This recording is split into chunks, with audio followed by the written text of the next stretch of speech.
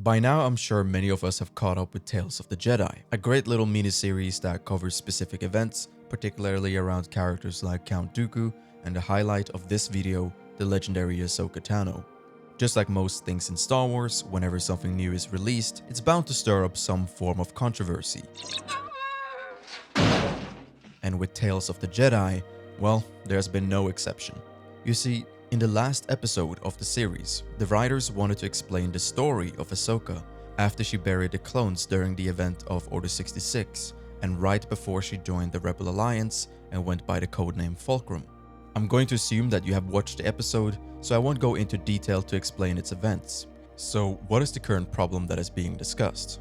Well, the exact timeline of events seen in the episode has been told before in Star Wars canon, in the well-known Ahsoka novel by E.K Johnston, and Tales of the Jedi contradicts almost everything initially written in that novel.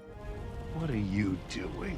So for many, it makes Ahsoka's timeline quite confusing because they don't even know which story to follow, now that there are two supposedly canon variations. But if you don't know the contrast between the last episodes in Tales of the Jedi and the original novel, let me take a minute to explain. In the Ahsoka novel, which came out in 2016, Ahsoka has witnessed the events of Order 66 and has, just like in Tales of the Jedi, escaped into the galaxy's far reaches to start a new life. In the original story, she is located on a moon called Rada, where she has taken up the task of being a mechanic. Around this time, Ahsoka is faced with many struggles of the past while also dealing with the present danger of being one of the most powerful individuals with the connections of the Force while hiding from the forces of the Empire. In contrast to the story in Tales of the Jedi, where she partially befriends the farmer that she saved, in the novel, they spend a significant amount of time explaining her relationship with the two sisters, Miara and Nera, who turns out later in the book to become great allies of Ahsoka.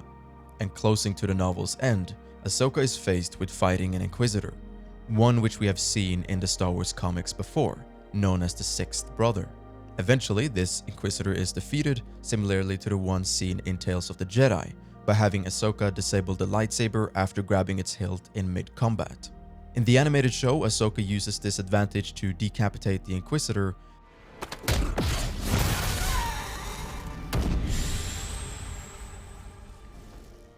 but in the novel, Ahsoka disrupts the Kyber crystal in the lightsaber, forcing it to explode in the hands of the Sixth Brother, killing him on the spot. So when comparing both versions, they don't seem that different. However, when you take your time to read the entire novel and see all the details during her time in the storyline, you will notice that Tales of the Jedi has done a great job of ignoring valuable lore from the original story by E.K Johnston. The concern with all of this around the community is that Disney has almost ignored everything about the novel to this point. I want you to get out of this office right now. I'm sorry, Zed. No way. You brought No it on way. Zed, I got your voucher.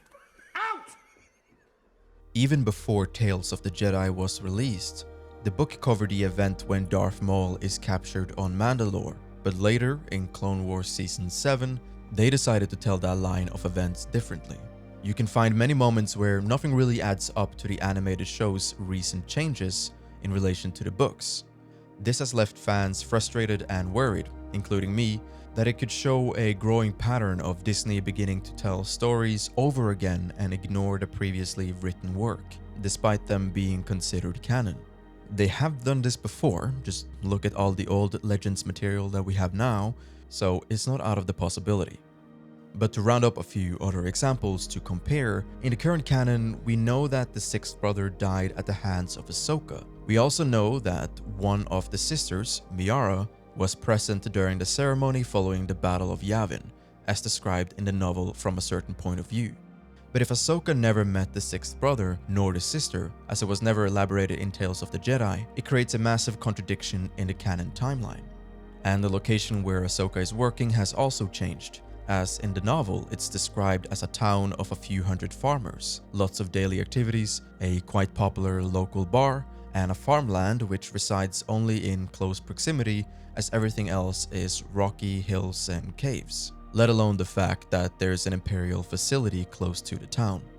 In the animated show, well, it doesn't precisely give the same impression, does it?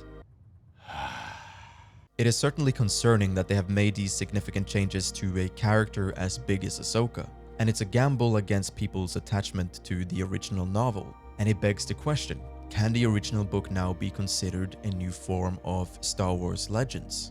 Because as of right now, the details in the story written in that novel is so distant from that which we got in Tales of the Jedi that it might as well be considered Legends. All of this could be viewed as problematic, and I would want to avoid seeing the Ahsoka book becoming the first edition of Disney Star Wars to enter a new Legends timeline. So as a personal remedy, if you're not a fan of this, consider the episode in Tales of the Jedi as the Legends version, and the original novel as the standing canon story. You make it sound really enticing. But it's not all bad. Hey, listen, I don't mean to be a pain. For in light of the episode, we were also introduced to a new Inquisitor. You claim a Jedi was here, and yet I find no one. We know it's not the sixth brother, for it's a different Inquisitor with an entirely different background. Although he died quite swiftly, they have given themselves an excellent opportunity to explain the backstory of this villain in another book, comic, or even a show. Perhaps in Star Wars Acolyte. As a little side note, if you haven't seen our previous video, we talk about why this Inquisitor might be more important than how he might look like on first impression. Links down below if you're interested. Regardless of these changes in Tales of the Jedi, keep in mind that Ahsoka is still a great character, with so many fans still loving her for what she stands for. I myself consider Ahsoka as one of my favorite characters in all-time Star Wars. The controversy surrounds the event of this book in particular, but almost everything else about Ahsoka seems to be intact for now, and hopefully, with enough patience, we'll get an official explanation regarding the decision in making these changes over the book. I may have gone too far in a few places. So here's a question for you. Do you believe that Disney will continue to follow this pattern where they change up the already written work in Star Wars canon? Or is this simply a big one-time thing that they decided to do for the sake of a different creative vision? And also, what do you think? Is the Ahsoka novel by E.K Johnston the true origin? Or has that been claimed by a new version that we got in Tales of the Jedi? So, let me know what you guys think about all of this. And I would also love to let you guys know that we here at Uplink release a new podcast episode every week, where we discuss anything that we enjoy and find interesting about Star Wars, from anything canon, legends, and much more. If you want to listen to our previous episodes, then we'll leave a link for you in the description to reach our podcast playlist. But with all that said, thank you so much for watching, and as always, may the Force be with you.